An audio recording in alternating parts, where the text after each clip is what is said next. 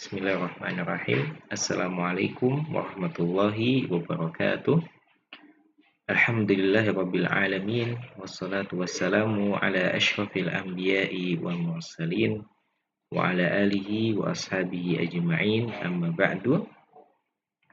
Alhamdulillah, pada kesempatan kali ini kita masih diberikan kekuatan, kesehatan dan juga banyak kenikmatan sehingga kita bisa mempelajari salah satu dari hukum tajwid, yaitu bacaan gharib yang terdapat dalam Al-Quran. Akan tetapi sebelumnya, perkenalkan, nama saya Fadlan Akmal. Saya berasal dari Pondok Pesantren Taruna Al-Quran, yang mana pada kesempatan kali ini akan mempresentasikan hasil tugas dari Virtual Coordinator Training batch yang ke-7 untuk mempresentasikan materi yang akan diajarkan. Langsung saja kita masuk ke dalam presentasinya. Pada kesempatan kali ini akan kita pelajari bersama, yaitu bacaan gharib dalam Al-Quran, yang mana pada kesempatan kali ini akan kita bahas 4 bacaan, yaitu bacaan yang pertama bacaan imalah, kemudian yang kedua adalah bacaan ismam, kemudian yang ketiga ada bacaan tashil, dan yang keempat adalah bacaan naql.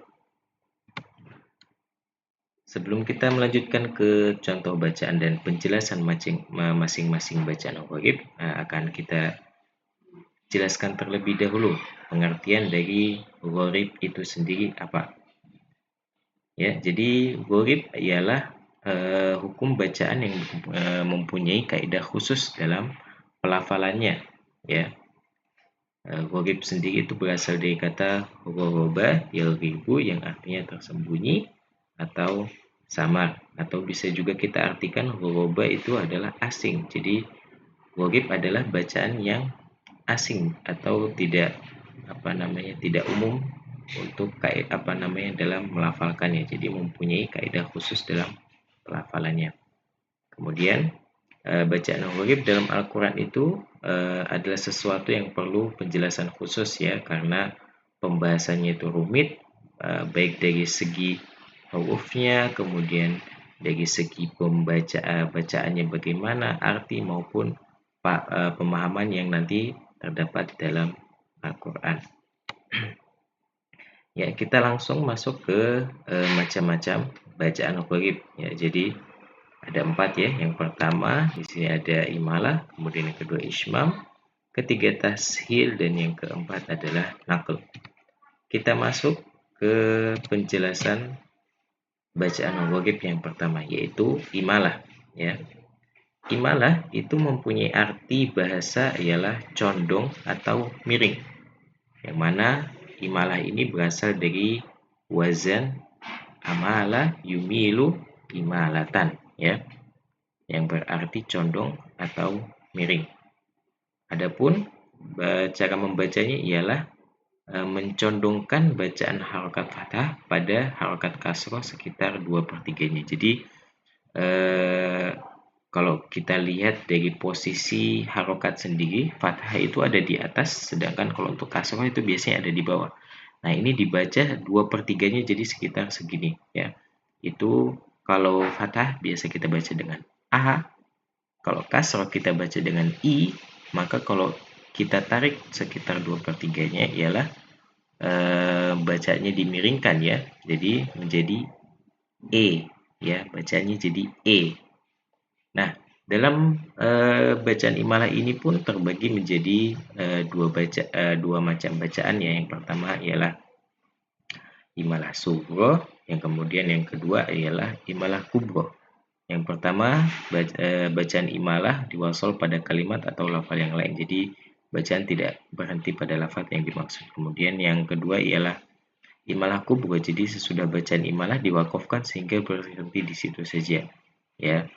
Kalau yang masuk ke imalah kubra ini ialah semua lafaz yang dalam terdapat dalam Al-Quran yang akhirnya terdapat alif maksurah atau alif bengkong, dan ini hanya ada di pendapat atau riwayat bacaan dari Imam Warsh ya.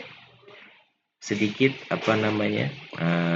pengetahuan saja. Jadi kalau bacaan yang biasa kita pakai itu riwayat dari Asim, kemudian dari Hafiz an Asim. Jadi ada beberapa riwayat bacaan ya. Sebagaimana kita tahu ada hadis yang mengatakan bahwa Al-Quran itu diturunkan dengan 7 huruf atau sab'ah huruf. Nah, ini yang biasa banyak dijelaskan oleh ulama.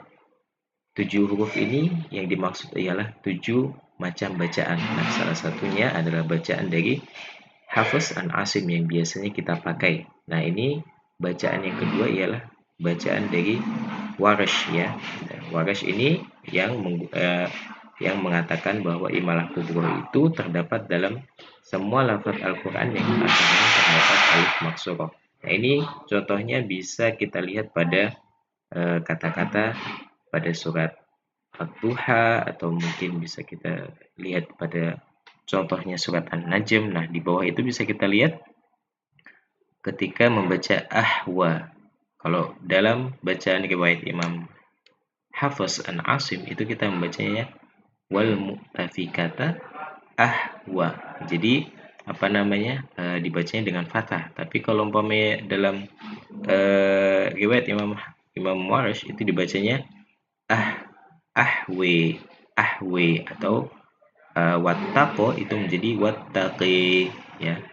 Nah, yang akan kita bahas di sini adalah imalah sughra yang menurut dari bacaan riwayat Imam Hafiz, yang mana menurut bacaan Imam Hafiz, imalah dalam Al-Quran itu hanya ada satu, yaitu pada surat Hud ayat ke-41. Jadi fokus kita pada pembahasan kali ini adalah bacaan imalah yang menurut Imam Hafiz, yaitu dalam Al-Quran surat Hud ayat 41. Nah, contoh bacaannya adalah seperti ini ya. Wa qala kabu fiha bismillahi majriha wa mursaha inna rabbi laghafurur rahim. Ya, akan saya bacakan untuk contohnya, silakan disimak baik-baik. Wa qala rkabu fiha bismillahi majriha.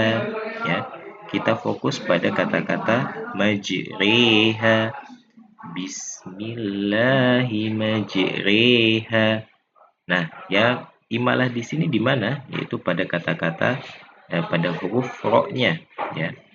Kalau tidak dibaca imalah, maka kita akan membacanya majroha. Akan tetapi di situ mempunyai kaidah khusus ya, atau gharib, maka di situ dibaca dengan imalah atau condong ya, atau miring. Nah, cara membaca miringnya yaitu tadi sudah kita jelaskan adalah ya. Jadi majriha. Ya, cara membacanya adalah dengan memiringkan sekitar 2/3 antara fathah dan kasrah. Majriha wa mursaha. Ya, seperti itu dari contoh bacaan imalah. Kita lanjutkan ke bacaan gharib yang kedua, yaitu ismam. Ya. Ismam itu mempunyai arti menggabungkan, memadukan, atau mencampurkan. Ya. Sedangkan pengertian menurut istilahnya ialah mencampurkan dhammah pada sukun dengan memoncongkan bibir atau memonyongkan bibirnya. Nah, menurut bacaan riwayat Imam Hafiz yang dalam Al-Quran itu, ismam hanya ada satu pada kata-kata la ta'manna pada surat Yusuf ayat yang ke-11 ya. Lafaz la ta'manna juga boleh dibaca dengan ikhtilas, yaitu membaca harokat dengan samar dan cepat sehingga suaranya tinggal 2 atau 3 harokat. Jadi la ta'manuna ya.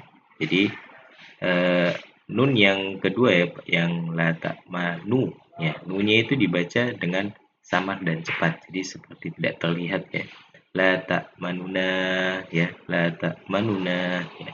Itu juga boleh, tapi yang lebih lebih disarankan yaitu dengan memoncongkan, jadi la ta'manna itu yang lebih anjurkan. Ya. Contoh bacaan ismam itu terdapat pada surat Yusuf ya ayat yang ke-11. Akan saya bacakan, silahkan nanti disimak ya.